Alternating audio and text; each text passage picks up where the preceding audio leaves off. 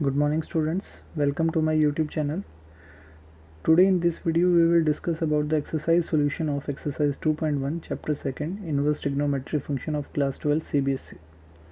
तो चलिए शुरू करते हैं। बेटा हमारा एक्सरसाइज का फर्स्ट क्वेश्चन है, find the principal value of sine inverse -1/2। अब साइन इनवर्स -1/2 की हमें प्रिंसिपल वैल्यू निकालनी है।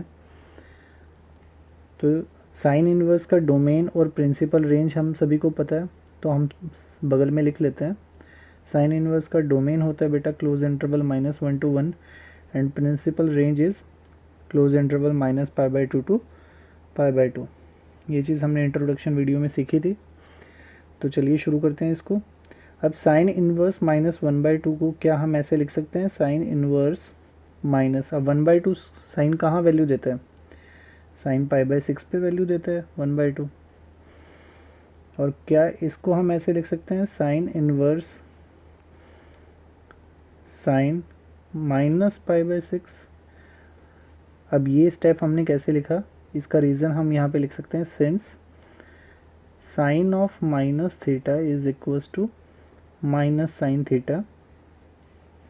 तो ये चीज़ सभी को क्लियर है, हमने 11th क्लास में इसको देखा था कि साइन ऑफ -θ बेटा किसके इक्वल होता है, -sin θ के। तो यही प्रॉपर्टी हमने यहाँ यूज़ की है, sine of -θ is equals to -sin θ। ठीक है, अब देखो ये वही फॉर्म में आ गया जो हमने इंट्रोडक्शन वीडियो में देखा था। एक दूसरे के इन्वर्स हैं ये दोनों फंक्शन, तो एक दूसरे को वैनिश कर देंगे और हमारे पास जो सोल्यूशन आएगा वो क्या आएगा बेटा, -π/6। अब चेक कीजिए क्या ये जो आपका सोल्यूशन आया है क्या ये आपकी इस प्रिंसिपल रेंज में लाई करता है। तो हाँ, -π/6 -π/2 से π/2 के बीच में लाई करता है। तो this is our required solution. Let's move on to second question. Question second is find the principal value of cos inverse of √3/2। अब बेटा इसकी हमें प्रिंसिपल वैल्यू फाइंड आउट करनी है। सेम कॉस इनवर्स फंक्शन का हमें डोमेन और principal range पता है। डोमेन क्या होता है बेटा, close interval -1 to 1 and principal range is close interval 0 to π। ये हमने सीखा था। तो आइए देखते हैं इस क्वेश्चन को। कॉस इनवर्स √3/2 हमें दे रखा है, तो क्या हम इसको ऐसे लिख सकते हैं, कॉस इनवर्स √3/2 वैल्यू कब देता है कॉस बेटा, किस पॉइंट पे देता है, कॉस π/6 पे। ये अगेन उसी फॉर्म में आ गया, एक दूसरे के इन्वर्स हैं दोनों फंक्शन, तो एक दूसरे को वैनिश कर देंगे। तो वैनिश करने के बाद हमारे पास आंसर क्या है बेटा, π/6। अब चेक करूँ π/6 क्या हमारी इस प्रिंसिपल रेंज में लाया करता है, बिल्कुल π/6 belongs to close interval 0 to π, which means this is our required solution. Let's move on to question number third. Find the principal value of cosec inverse 2। तो कॉसेक इनवर्स 2 की हमें प्रिंसिपल वैल्यू निकालनी है बेटा। तो इसका भी हम डोमेन और रेंज साइड में लिख लेते हैं रेफरेंस के लिए। तो कॉसेक इनवर्स फंक्शन का डोमेन क्या होता है आप सभी जानते हैं, real number minus open interval -1 to 1 and principal range is close interval -π/2 to π/2 -0। ये हमने पढ़ा था। तो अब देखिए कोई भी वैल्यू अगर कॉसेक इनवर्स में बिलोंग करेगी तो इस विच मीन्स उस वैल्यू को यहाँ बिलोंग करना पड़ेगा बेटा। तो चलिए देखते हैं इस क्वेश्चन को। कॉसेक इनवर्स, क्या हम इसको ऐसे लिख सकते हैं बेटा, कॉसेक π/6, कॉसेक π/6 पे ही तो वैल्यू 2 देता है। ये चीज़ सभी को क्लियर है ना। अब देखिए ये उसी फॉर्म का बन गया जो हमने इंट्रोडक्शन में पढ़ा था, एक दूसरे के इन्वर्स हैं बेटा दोनों फंक्शंस, तो एक दूसरे को वैनिश कर देंगे, विच मीन्स हमारे पास आंसर क्या है बेटा, π/6। अब π/6 आपको चेक करना है कि आपकी इस रेंज से बिलोंग करता है। तो yes, π/6 belongs to this principal range, which means π/6 are required solution. Let's move on to question number 4। Find the principal value of tan inverse of -√3। अब बेटा tan इनवर्स दे रखा है, तो tan इनवर्स का डोमेन और प्रिंसिपल रेंज भी हम लिख लेते हैं। tan इनवर्स का डोमेन क्या होता है, रियल नंबर्स में से हम odd multiples of pi by 2 minus करते हैं बेटा, ये चीज़ हमने देखी थी। और इसकी प्रिंसिपल रेंज क्या होती है, open interval minus pi by 2 to pi by 2। ठीक है बेटा, तो चलिए इस क्वेश्चन को देखते हैं। अब देखो, tan इनवर्स माइनस √3 वैल्यू कहाँ देता है, tan 60 पे, तो tan पाई बाई 3। ठीक है, अब क्या इसको हम ऐसे नहीं लिख सकते, tan inverse tan minus pi by 3, ये चीज़ हमने क्यों लिख दी, since we know that tan minus theta is equals to minus tan theta. हमने यही प्रॉपर्टी यहाँ पे यूज़ कर लिया बेटा, tan माइनस थीटा हमारा माइनस tan थीटा के इक्वल होता है। तो अब देखिए ये उसी फॉर्म में आ गया, tan इनवर्स एंड tan एक दूसरे के इन्वर्स हैं, तो एक दूसरे को वैनिश कर देंगे। हमारे पास आंसर क्या आया बेटा, माइनस पाई बाई 3। अब आपको चेक कर लेना है जो आपका आंसर आया है क्या वो आपकी इस प्रिंसिपल रेंज में लाई करता है, तो बिल्कुल माइनस पाई बाई 3 हमारा इस रेंज में लाई करता है, which means this is our required solution. Let's move on to question number 5। Question number 5 is find the principal value of cos inverse minus 1/2। तो कॉस का हम डोमेन जानते हैं बेटा, क्लोज इंटरवल -1 to 1 होता है और प्रिंसिपल रेंज हमारी क्लोज 0 to पाई होती है। ठीक है ना, तो चलिए इस क्वेश्चन को देखते हैं। तो क्या इसको हम ऐसे लिख सकते हैं, cos inverse minus cos pi by 3। Cos हमारा 60 पे 1/2 वैल्यू देता है, ये चीज़ सभी को पता है।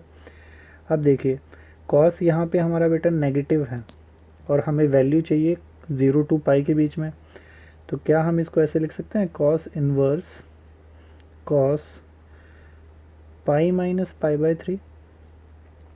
अगर पाई में से पाई बाई 3 माइनस करेंगे तभी तो हमारा जो रिज़ल्ट आएगा वो 0 to पाई के बीच में आएगा। हम इसको पाई प्लस करके भी कर सकते थे, लेकिन फिर हमारा वो रिज़ल्ट हमारा क्लोज 0 to पाई के बीच में नहीं आता, इसलिए हमने पाई माइनस वाला यूज़ किया यहाँ पे, क्योंकि आप सभी जानते हैं पाई माइनस विच मीन्स ये हमारा सेकंड क्वाड्रेंट में लाई करेगा एंड सेकंड क्वाड्रेंट में हमारा कॉस नेगेटिव होता है। तो ये क्या हो जाएगा बेटा, cos inverse cos 2 pi by 3। अब देखिए ये उसी टाइप का फंक्शन बन गया, दोनों एक दूसरे के इन्वर्स हैं तो वैनिश कर देंगे, हमारे पास रिजल्ट क्या आ जाएगा 2 पाई बाई 3। अब 2 पाई बाई 3 हमारा 0 to पाई के बीच में लाई करता है, which means this is our required solution. Let's move on to question number 6.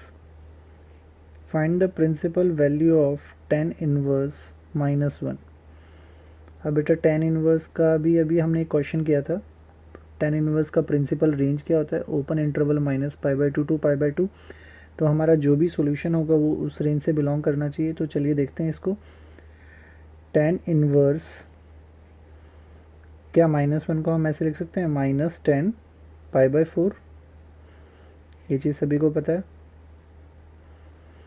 और क्या हम इसको ऐसे लिख सकते हैं, -10 π/4 को 10 -π/4, ये चीज़ भी हमने पिछले क्वेश्चन में देखा था कि tan minus theta is equals to -tan theta, वही प्रॉपर्टी हमने यहाँ यूज़ कर ली है। अब अगेन हमारे पास वही फॉर्म आ गया है, एक दूसरे के इन्वर्स हैं तो एक दूसरे को वैनिश कर देंगे, हमारे पास जो आंसर आएगा वो क्या आएगा बेटा, -π/4 एंड -π/4 हमारा प्रिंसिपल रेंज से बिलोंग करता है, which means this is our required solution. Let's move on to question number 7. Find the principal value of sec inverse 2 upon √3। अब देखो बेटा, sec इनवर्स फंक्शन का जो डोमेन होता है वो क्या होता है, रियल नंबर्स में से हम ओपन इंटरवल -1 to 1 रिमूव कर देते हैं, हटा देते हैं, और हमारा प्रिंसिपल रेंज क्या होता है बेटा, क्लोज इंटरवल 0 to पाई -π/2। ये सभी को पता था, हमने इंट्रोडक्शन वीडियो में देखा था। ठीक है बेटा, ये ब्रेसिस का साइन है, सिंगल एलिमेंट हमने रिमूव किया है। ठीक है, अब देखो सेक इनवर्स 2 अपॉन √3 इसकी प्रिंसिपल वैल्यू निकालनी है, तो क्या इसको हम ऐसे लिख सकते हैं, sec inverse sec pi by six पे ये 2/√3 वैल्यू देता है। अगेन ये वही फंक्शन बन गया हमारे पास, इन्वर्स एंड फंक्शन, तो एक दूसरे को वैनिश कर देंगे ये, तो हमारे पास आंसर आ जाएगा बेटा पाई बाई सिक्स। अब देखिए पाई बाई सिक्स क्या आपका इस प्रिंसिपल रेंज से बिलोंग करता है, तो हाँ बिल्कुल पाई बाई सिक्स आपका इसी रेंज से बिलोंग करता है, which means this is our required solution. Let's move on to question number 8। Find the principal value of cot इनवर्स√3। तो बेटा कॉट इनवर्स फंक्शन का जो डोमेन होता है वो क्या होता है, रियल नंबर्स में से हमें सारे एन पाई वाले पॉइंट्स को रिमूव करना होता है, ये सभी को पता है क्योंकि साइन हमारा एन पाई पे 0 दे देता है। और इसकी प्रिंसिपल रेंज क्या होती है बेटा, ओपन इंटरवल 0 to पाई, ठीक है। तो अब जो भी हमारा सॉल्यूशन होगा वो इस रेंज से बिलोंग करना चाहिए। तो आप देखिए इसको देखते हैं, कॉट इनवर्स। अब कॉट इनवर्स √3 वैल्यू कहाँ देता है बेटा, कॉट पाई बाई सिक्स पे। तो अगेन ये हमारा उसी टाइप का फंक्शन बन गया, एक दूसरे को वैनिश कर देंगे ये, और हमारे पास आंसर आ जाएगा पाई बाई सिक्स। अब पाई बाई सिक्स हमारा इस प्रिंसिपल रेंज से बिलोंग करता है, which means this is our required solution.